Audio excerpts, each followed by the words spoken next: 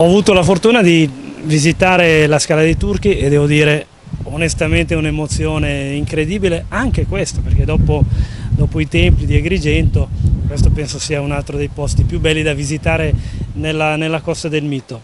E allora, che dire, c'è un tema di fondo su cui dobbiamo lavorare molto, cioè far conoscere queste meraviglie che abbiamo in Italia, che abbiamo in Sicilia, che abbiamo nell'Agrigentino. Non dobbiamo dare per scontato che tutti conoscano tutto, soprattutto i giovani e soprattutto i giovani del resto del mondo.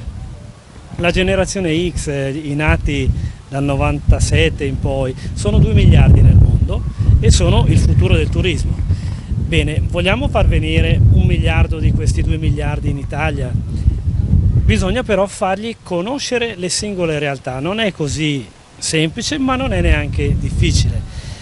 Bisogna partire da un presupposto semplice. Non è scontato che nel resto del mondo sappiano addirittura dov'è Roma. In tantissime realtà del mondo Roma è semplicemente una città bellissima dell'Europa. Già a dire che in Italia fanno fatica e quindi figuriamoci a sapere che cos'è la Lombardia piuttosto che la Sicilia, piuttosto che l'Umbria. Ci sono però dei siti iconici e questo è un sito iconico. Riuscire a far sapere tramite il digitale la bellezza della Scala dei Turchi consente a questi 2 miliardi della generazione X di avere voglia di venire qua. Ecco, il digitale consente di fare questo salto, è un salto quantico, è un salto che però possiamo fare velocemente, proprio perché ci siamo organizzati per farlo. Come Ministero del Turismo abbiamo rivisto l'hub digitale, il portale italia.it, che però non è solo il portale, il sito, quella è la parte banale, è la punta dell'iceberg, sotto c'è un motore molto molto complicato che elabora informazioni, profila il cliente e avrà poi alla fine un'applicazione che consentirà a chiunque di sapere che cosa si può vedere in Italia. Ecco, il lavoro che dobbiamo fare insieme è alimentare questo motore.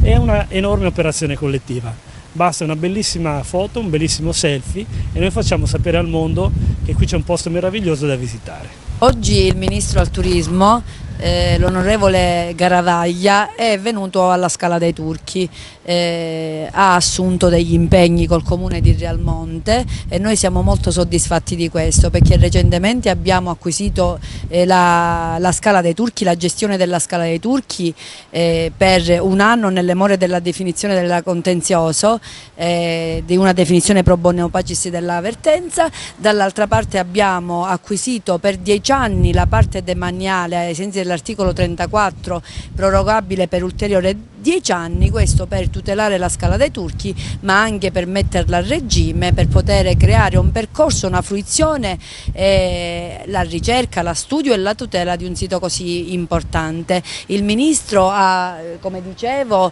si è impegnato personalmente a seguire la pratica dell'inserimento all'UNESCO della nostra meravigliosa Scala dei Turchi, ma anche dalle banderine blu, per cui l'amministrazione comunale aveva avanzato istanza nel passato. Inoltre ha manifestato la sua volontà a seguire l'amministrazione comunale nel percorso di individuazione di tecnici specializzati per creare un percorso alternativo e quindi per creare le condizioni affinché la Scala dei Turchi possa essere finalmente tutelata e fruita, ma anche gestita correttamente.